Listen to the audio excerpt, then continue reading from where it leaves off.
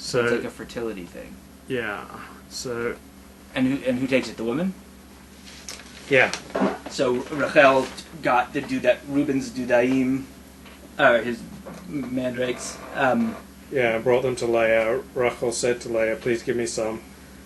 But Leah said to her, "Was your taking my husband insignificant, and now to take even my son's dudaim?" Rachel said, "Therefore he shall lie with you tonight in return for your son's dudaim." So that's kind of cool. He's got his two wives like fighting over who's going to sleep with him that night. Yeah, and then I love the way Leah comes in and says, "You're sleeping with me tonight because I bought your services for Reuben's mandrakes." And he accepts like, it. All right, woman, you bought it. It's yours. Yeah. I have a friend who is the most in-demand sperm donor on the West Coast, and if you go online, there's women who are like talking about how they can get a hold of a vial of his sperm because he's past the limit. And it's What do you mean past the limit? Well, you're only supposed to be able to give so many vials, and then they waived it for him. Like he gave 500, like it's like 500. So then they waived it, and then he had given up 1,000. Then they asked him to come back again, but eventually they couldn't take more from him for whatever reason. I don't know what the.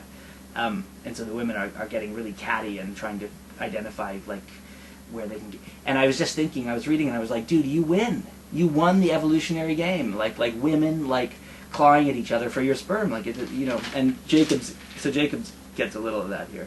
Yeah. Yeah. But yeah, it's because Rachel made light of being with that righteous man because she gave up the privilege of the night with him. She was not privileged to be buried, to lie in eternal repose with him. So, because she sold him off. Yeah. But she was doing it so that she could bear him a son. So the Art Scroll says it would have been demeaning for both sisters to be buried with Jacob, because the Torah would later forbid the marriage of two sisters to the same man.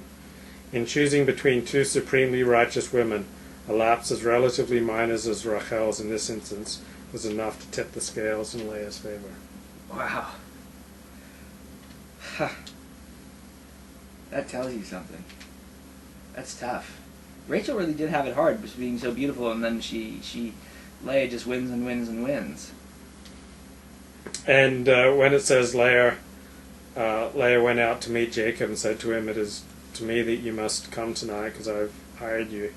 The sages view this unfavorably as an immodest act, and because of it, the Midrash describes Leah critically as one who is fond of going out.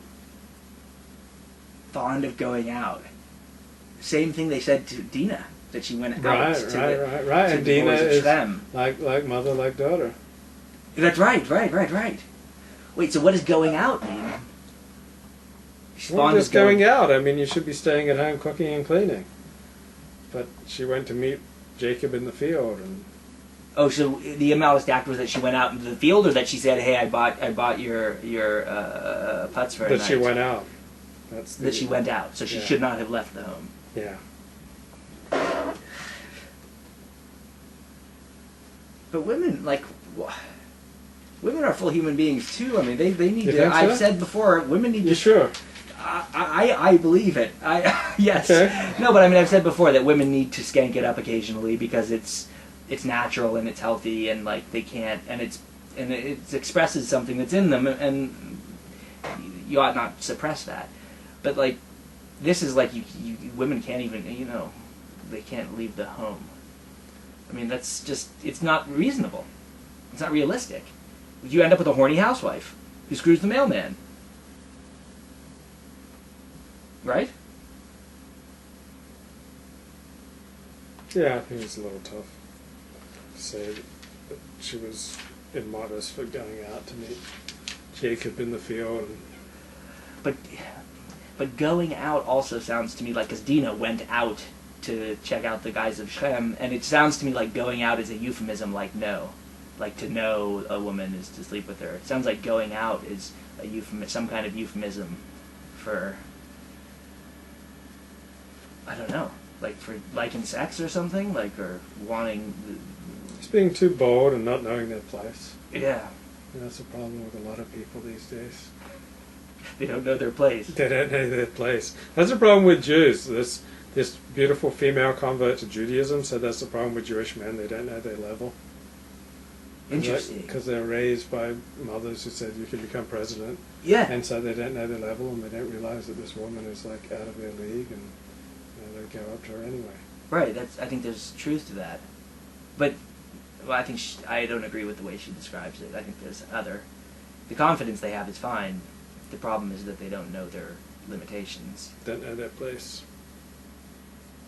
Right, but a place is only your place because it's like what's your place at one time doesn't have to be your place in 6 months. Like you can develop yourself. The problem is that they don't do that and they just think it's supposed to come because Mama told them. Oh, some people. I mean, you can only develop yourself so much. You read the bell curve, right? I haven't read the bell curve. You haven't read the bell curve. No, but Charles Murray. You come in here talking Torah and you haven't read the bell curve. No, but I'm conversant in those debates. Yeah. Okay, well, like there's only so much you can do with a bloke with 100 IQ. Yeah, but a bloke with 100 IQ can do a lot if he has. I mean, that's just one thing among many. An IQ. Right. There's also emotional intelligence. Is that what you're saying, Daniel Goleman? Emotional intelligence is I think. And intelligence for dribbling a basketball and. Yeah. These are all different types of intelligence, and the IQ just measures one insignificant. Not insignificant. It's significant, but there's different types of intelligence, and there's also different assets that have nothing to do with intelligence. I mean, there's someone who is, there's. I'm never going to be able to spend much time with someone with 100 IQ. I'm just going to find them boring. Right. Well, that's fine, but that doesn't mean that they can't do a lot of shit. It just means that they're not going to be interested. They're not going to do a lot of stuff with me. With you. Right, well, that's fine. Or with anyone else with an IQ over 120. Well, that I don't know about. I mean, I find... But you really think that if someone with 100 IQ could date someone with 120 IQ? Yeah. And that they could get along? Yeah, I mean, I think it's helpful if they've both got to appreciate what the other's got, but and it's hard because they need not to be threatened or by each other or dismissive of each other. But yeah, I mean, there's a lot of very smart women who are crazed with desire for men who are not so bright. And do you think they could have a relationship with one that's not so bright for any length of time? That's like 20 IQ points below them?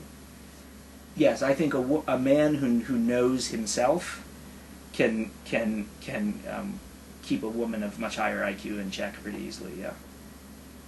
So do you think different races have different median levels of intelligence?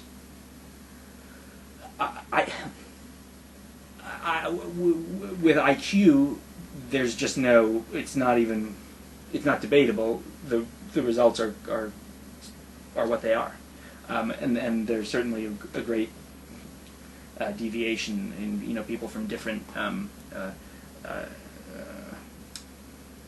races. Is the shorthand. But the significance of that and what it's really measuring and what it really means is there's still a lot left that we don't know. I will say this: people who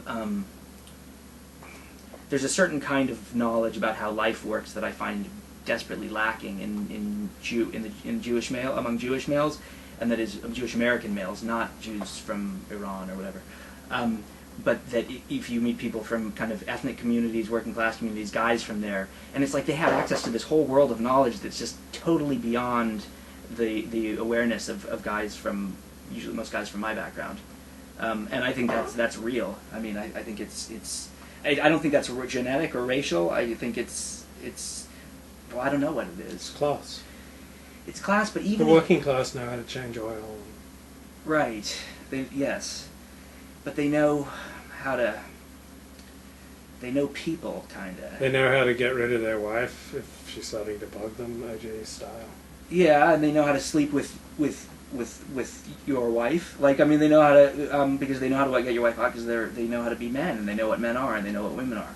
Like, and they're not smart enough to be confused about their gender. Well, people are confused about their gender. I think we're too. The American Jewish culture is so geared towards these